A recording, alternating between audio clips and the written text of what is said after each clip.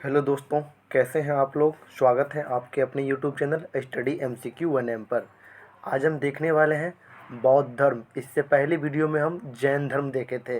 अगर अभी तक आप उस वीडियो को नहीं देखे हैं तो चैनल पे जा कर के प्ले लिस्ट बना हुआ हिस्ट्री का, उसमें जा कर के आप ज़रूर देख लीजिएगा।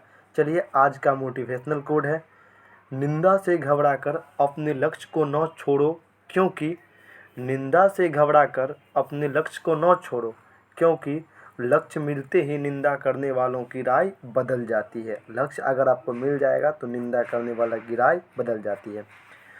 चलिए, हिस्ट्री यानी इतिहास में बौद्ध धर्म में हम देखेंगे। पहला क्वेश्चन है, गौतम बुद्ध का जन्म कब हुआ। गौतम बुद्ध का जन्म जो हुआ ये 563 ईसा पूर्व में हुआ। कब हुआ? 563 ईसा पूर्व में। व्याख्या है, बुद्ध का जन्म लुम्बिनी कपिलवस्तु वर्तमान रुक्मिणी नेपाल में हुआ। लुम्बिनी कहाँ है? नेपाल में है। कपिलवस्तु उसका समझिए डिस्ट्रिक्ट हुआ। तो लुम्बिनी नेपाल में हुआ बुद्ध का जन्म। कब? 563 ईसा पूर्व में। ईसा पूर्व में याद रखिएगा, ईस्वी नहीं समझ लीजिएगा। 540 ईसा पूर्व में महावीर स्वामी का जन्म हुआ। 540 ईसा पूर्व में महावीर स्वामी का जन्म हुआ। क्वेश्चन नंबर 2 में है, महात्मा बुद्ध की शिक्षा किस रूप में संकलित हुई। तो महात्मा बुद्ध की जो शिक्षा हुई वो त्रिपिटक के रूप में संकलित हुई। त्रिपिटक के रूप में। व्याख्या है, बुद्ध चरित्र को बुद्धों का रामायण कहा जाता है। बुद्ध चरित्र को बौद्धों का रामायण कहा जाता है। त्रिपिटक ग्रंथ का त्रिपिटक ग्रंथ का संबंध बौद्ध धर्म से है। त्रिपिटक ग्रंथ का संबंध किस धर्म से है? तो बौद्ध धर्म से है। अगला बात कर ले क्वेश्चन नंबर 3 में, महाविनिष्क्रमण का अर्थ है। महाविनिष्क्रमण का अर्थ क्या होता है? तो इसका अर्थ होता है बुद्ध का गृह त्याग। बुद्ध का गृह त्याग। महाविनिष्क्रमण का अर्थ है बुद्ध का गृह त्याग। व्याख्या है, बुद्ध को ईश्वर के रूप में पूजने का श्रेय महायान संप्रदाय को है। बुद्ध को यानी गौतम बुद्ध को ईश्वर मानना यानी ईश्वर के रूप में पूजना शुरू किया महायान संप्रदाय। 2 संप्रदाय था, महायान और हीनयान। तो महायान संप्रदाय बुद्ध को ईश्वर के रूप में पूजना शुरू किए। स्थिरवादी तथा महासंघवादी 2 भागों में बटा द्वितीय संगीति में। यानी स्थिरवादी और महासंघवादी बटा द्वितीय संगीति में। द्वितीय संगीति में बट गया 2 भाग में, स्थिरवादी और महासंघवादी। इससे जो अगला वीडियो होगा वो हिस्ट्री का तो आएगा ही 6 बजे अगले दिन। और जल्द ही आपको कल से परसों तक में आपको लास्ट 1 साल का करंट अफेयर्स का वीडियो आपको मिल जाएगा, जो ज़्यादा नहीं 1 से 1.5 घंटा में वो पूरी ख़त्म हो जाएगा। वन लाइनर ही होगा, इसलिए आप लोग देखना नहीं भूलिएगा। आपका कोई भी कॉम्पिटिटिव एग्ज़ाम होगा जिसमें हम सिलेक्टेड क्वेश्चन सेलेक्ट किए हैं, सभी उसी में से रहेगा। वही 1000 जो होगा 700-800 जो भी करंट है। चलिए, क्वेश्चन नंबर 4 है, बौद्ध मत में उपसंपदा का अर्थ है। उपसंपदा का अर्थ क्या है? तो ऑप्शन ए में है, बौद्ध भिक्षु के धर्म परिवर्तन का अंतिम अवस्था और बौद्ध भिक्षु के धर्म परिवर्तन का प्रारंभिक अवस्था। तो प्रारंभिक अवस्था नहीं है, ये बौद्ध भिक्षु के धर्म परिवर्तन की अंतिम अवस्था है। क्या? उपसंपदा। उपसंपदा का अर्थ है बौद्ध भिक्षु के धर्म परिवर्तन का अंतिम अवस्था। व्याख्या है, बुद्ध उदयन के राज्यकाल में कौशाम्बी आए। बुद्ध जो है कौशाम्बी आए किसके काल में? उज्जैन के राज्यकाल में। अगला क्वेश्चन है, शून्यवाद तथा विज्ञानवाद दर्शन परंपरा का उदय हुआ। शून्यवाद तथा विज्ञानवाद का उदय हुआ बौद्ध धर्म के काल में। बौद्ध धर्म के काल में हुआ। व्याख्या है, शंकराचार्य को प्रछन्न बुद्ध कहा जाता है। शंकराचार्य को प्रछन्न बुद्ध कहा जाता है। बहुत ही इंपॉर्टेंट क्वेश्चन है, याद रखिएगा। क्वेश्चन नंबर 6 में है, बौद्ध धर्म में 4 आर्य सत्य कौन कौन से हैं? 4 आर्य सत्य हैं, दुख, दुख समुदाय, दुख निरोध और दुख निरोधागामी। ये चारों हैं। बौद्ध धर्म में 4 आर्य सत्य है, दुख, दुख समुदाय, दुख निरोध और दुख निरोधगामिनी। व्याख्या है, बौद्धों का रामायण बुद्ध चरित्र की रचना अश्वघोष ने किया। बौद्धों का रामायण कौन है? बुद्ध चरित्र, जिसका रचना कौन किए?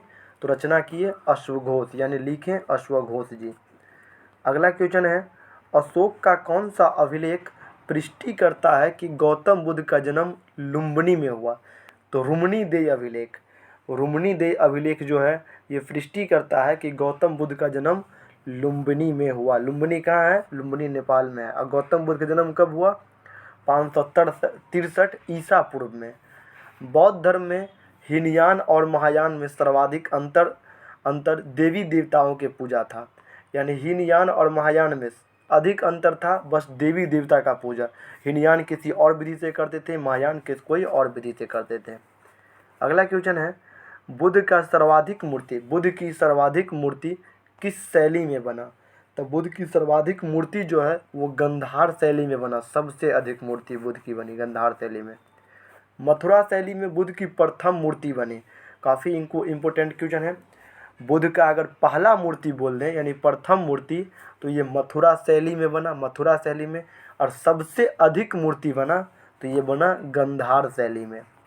अगला हम बात कर लें, भारतीय कला में बुद्ध के जीवन के किस घटना का चित्रण मृग सहित चक्र द्वारा दिखाया गया है? तो प्रथम उपदेश को। भारतीय कला में बुद्ध के जीवन के किस घटना का चित्रण मृग सहित चक्र द्वारा दिखाया गया है? तो प्रथम उपदेश को दर्शाया गया है। महाबोधि मंदिर बोधगया का संबंध बुद्ध के ज्ञान प्राप्ति से है। यानी महाबोधि मंदिर जो बोधगया में है उसका संबंध बुद्ध के ज्ञान प्राप्ति से है। बुद्ध को ज्ञान की प्राप्ति यहीं बोधगया में ही प्राप्त हुआ, जिसे संबोधि कहा गया। काफ़ी इंपॉर्टेंट है, याद रखिएगा। क्वेश्चन नंबर 10 में है, बुद्ध का उपदेश संबंधित है। उपदेश किससे संबंधित है? तो आचरण की शुद्धता और आचरण की पवित्रता दोनों से। बुद्ध का उपदेश है आचरण की शुद्धता और आचरण की पवित्रता दोनों से संबंधित है। व्याख्या है, सम्राट अशोक ने अपने पुत्र महेंद्र और पुत्री संघमित्रा को बौद्ध धर्म के प्रचार प्रसार के लिए श्रीलंका भेजा था। बौद्ध धर्म के प्रचार प्रसार के लिए श्रीलंका भेजा था। गौतम बुद्ध के पिता का नाम क्या था? गौतम बुद्ध के पिता का नाम शुद्धयोधन था। गौतम बुद्ध के पिता का नाम क्या था? शुद्धयोधन। व्याख्या है, इनके पिता शाक्यगण के मुखिया थे। गौतम बुद्ध के पिता शाक्यगण के मुखिया थे। सिद्धार्थ बुद्ध के बचपन का नाम था। सिद्धार्थ जो है बुद्ध के बचपन का नाम था सिद्धार्थ। अगला क्वेश्चन है, गौतम बुद्ध का पालन पोषण किसने किया? तो विमाता प्रजापति गौतमी। विमाता यानी मौसी प्रजापति गौतमी इनकी मौसी थी। यानी गौतम बुद्ध की मौसी गौतमी थी, जिन्होंने इनका पालन पोषण किए। यशोधरा बुद्ध की पत्नी का नाम है। यशोधरा बुद्ध के पत्नी का नाम है। अगला क्वेश्चन है, बुद्ध के पुत्र कौन था? तो बुद्ध का पुत्र था राहुल। बुद्ध का पुत्र था राहुल। व्याख्या है, चन्ना बुद्ध के सारथी का नाम था। चन्ना बुद्ध के सारथी का नाम था। अगला क्वेश्चन है, बुद्ध के घोड़ा का नाम था कंठक। बुद्ध के घोड़ा का नाम क्या था? तो कंठक। याद रखिएगा, काफ़ी इम्पोर्टेंट है। बुद्ध को ज्ञान प्राप्ति बोधगया बिहार में निरंजना या फल्गु एक हुआ। निरंजना या फल्गु नदी के किनारे हुआ, जो संबोधि कहलाया। क्या कहलाया? संबोधि कहलाया। बुद्ध का प्रथम उपदेश दिए। बुद्ध पहला उपदेश कहाँ दिए? तो सारनाथ या ऋषिपत्तनम। सारनाथ का ही नाम ऋषिपत्तनम है। बुद्ध पहला उपदेश सारनाथ ऋषिपत्तनम में दिए। जबकि सबसे अधिक उपदेश की बात कर ले तो बुद्ध ने सर्वाधिक उपदेश श्रावस्ती में दिए। सबसे अधिक उपदेश श्रावस्ती में, जबकि पहला उपदेश सारनाथ ऋषिपत्तनम में दिए। अगला क्वेश्चन है, आनंद और उपाली किसके शिष्य थे? आनंद और उपाली वो गौतम बुद्ध के शिष्य थे। आनंद और उपाली किसके शिष्य थे? गौतम बुद्ध के। बुद्ध के जीवन का अंत 483 ईसा पूर्व में 80 वर्ष में। बुद्ध के जीवन का अंत 483 ईसा पूर्व में 80 वर्ष में वैशाख पूर्णिमा के दिन कुशीनगर उत्तर प्रदेश में चंदू नामक लोहार के हाथों सूअर का मांस खाने से हो गया। बुद्ध के जीवन का अंत 483 ईसा पूर्व में 80 वर्ष में वैशाख पूर्णिमा के दिन कुशीनगर उत्तर प्रदेश में है, जहां चंदू नामक लोहार के हाथों सूअर का मांस खाने से बुद्ध की मृत्यु हो गई। अगला क्वेश्चन है 17 में, बुद्ध के जीवन काल में ही संघ का प्रमुख कौन बनना चाहता था? तो देवदत्त ऐसा एक इंसान था जो बुद्ध के जीवन काल में ही संघ का प्रमुख बनना चाहता था, यानी बौद्ध धर्म का प्रमुख बनना चाहता था। भारत में मूर्ति पूजा की नींव बौद्ध धर्म ने रखी। भारत में मूर्ति पूजा की नींव बौद्ध धर्म ने रखी तथा सर्वप्रथम बुद्ध के प्रतिमाओं का पूजन किया गया। आज जो हम मूर्ति पूजा करते हैं ये बौद्ध धर्म के काल से चला आ रहा है और सबसे पहले बुद्ध के प्रतिमाओं का ही पूजन किया गया। बहुत ही इंपॉर्टेंट क्वेश्चन याद रखिएगा। नालंदा विश्वविद्यालय की स्थापना किसके काल में हुई? तो ये गुप्त वंश के काल में हुई नालंदा विश्वविद्यालय की स्थापना। अष्टांगिक मार्ग की संकल्पना धर्मचक्र परिवर्तन से संबंधित है। अष्टांगिक मार्ग की संकल्पना धर्मचक्र परिवर्तन से संबंधित है। क्वेश्चन नंबर 19 में है, बौद्ध संघ में भिक्षुणी के रूप में स्त्री का प्रवेश की अनुमति बुद्ध द्वारा कहाँ दी गई? बौद्ध संघ में भिक्षुणी के रूप में स्त्री के प्रवेश की अनुमति दी गई वैशाली में। वैशाली में भिक्षुणी के रूप में प्रवेश की अनुमति दी गई। सारनाथ में बुद्ध ने प्रथम उपदेश दिए। सारनाथ में बुद्ध ने पहला उपदेश कहाँ दिए? सारनाथ में। काफ़ी इंपॉर्टेंट है। जबकि सबसे अधिक श्रावस्ती में। प्रथम बौद्ध संगीति 483 ईसा पूर्व में राजगिरी में अजातशत्रु के समय किसकी अध्यक्षता में हुआ? यानी इसमें कई क्वेश्चन है। प्रथम बौद्ध संगीति कब हुई? 483 ईसा पूर्व में। कहाँ हुई?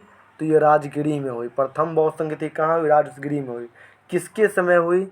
तो अजातशत्रु शासक था उस समय में, अजातशत्रु के समय में हुई। और किसकी अध्यक्षता में हुई? तो महाकश्यप की अध्यक्षता में हुई। काफ़ी इंपॉर्टेंट है, याद रखिएगा, इसको भूलना नहीं है। जो इसको भूलेगा वो समझिए कि एग्जाम में 5 साल तक झूलेगा। शब्बा कामिर की अध्यक्षता में द्वितीय बौद्ध संगीति किसकी अध्यक्षता में हुई? शब्बा कामी की अध्यक्षता में। किसके समय में? तो कालाशोक के समय में। कहाँ हुई? तो ये वैशाली में हुई। द्वितीय बौद्ध संगीति वैशाली में हुई। कब हुई? तो ये 383 यानी 100 ईसा ईस्वी के बाद 383 ईसा पूर्व में द्वितीय बौद्ध संगीति हुई। आगे हम बात कर लें तृतीय बौद्ध संगीति 250 ईसा पूर्व में। तृतीय बौद्ध संगीति कब हुई? 250 ईसा पूर्व में। कहाँ हुई? तो ये पाटलिपुत्र में हुई। किसके समय में हुई? तो अशोक के समय हुई। तृतीय बौद्ध संगीति 250 ईसा पूर्व में पाटलिपुत्र में अशोक के समय। किसकी अध्यक्षता में हुई? तो इसका अध्यक्ष कौन थे? मोगलीपुत्र तीस। अध्यक्ष कौन थे? मोगलीपुत्र तीस। अब हम बात कर लें तो वसुमित्र की अध्यक्षता में चतुर्थ बौद्ध संगीति किसकी अध्यक्षता में हुई? वसुमित्र की अध्यक्षता में। किसके समय में? तो कनिष्क के समय में हुई। कुंडलवन कश्मीर में 98 ईस्वी में हुई। अब ये जो आ गया वो ईस्वी में आ गया, 98 ईस्वी में हो गई। इसे कहीं कहीं आपको ईसा की प्रथम सदी भी का लिखा हुआ रहता है, वो भी हो सकता है। माध्यमिक संप्रदाय से संबंधित है। माध्यमिक संप्रदाय से कौन संबंधित है? माध्यमिक संप्रदाय से संबंधित है नागार्जुन माध्यमिक संप्रदाय से संबंधित है। शून्यवाद के सिद्धांत प्रतिपादित करने वाला भी प्रथम दार्शनिक नागार्जुन ही था। शून्यवाद के सिद्धांत प्रतिपादित करने वाला भी प्रथम दार्शनिक नागार्जुन ही था। शून्यवाद के सिद्धांत का प्रतिपादन किसने किया? नागार्जुन ही। विश्व का सबसे ऊंचा शांति स्तूप बिहार में कहाँ है? तो ये राजगीर में है। विश्व के सबसे ऊंचा शांति स्तूप बिहार के राजगीर में है।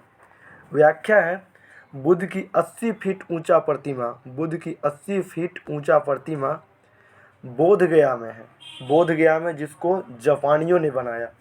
बुद्ध की 80 फीट ऊंचा प्रतिमा बोधगया में है, जिसको कौन बनाया? जापानियों ने बनाया। एशिया का ज्योतिपुंज किसे कहते हैं? एशिया का ज्योतिपुंज गौतम बुद्ध को कहा जाता है। एशिया का ज्योतिपुंज गौतम बुद्ध को। अगर वहीं बात कर लें व्याख्या में तो नव नालंदा विहार पाली अनुसंधान के लिए जाना जाता है। नव नालंदा विहार पाली अनुसंधान के लिए जाना जाता है।